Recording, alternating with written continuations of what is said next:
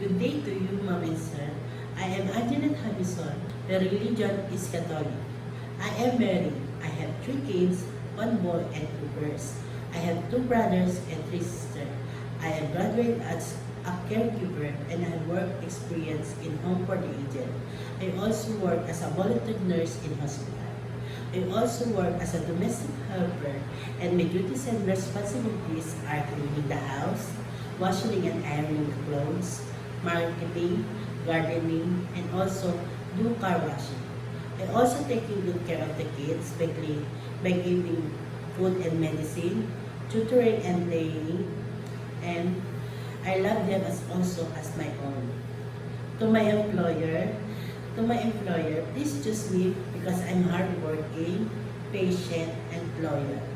I promise I will do my best and I will finish my 2 years contract. Thank you.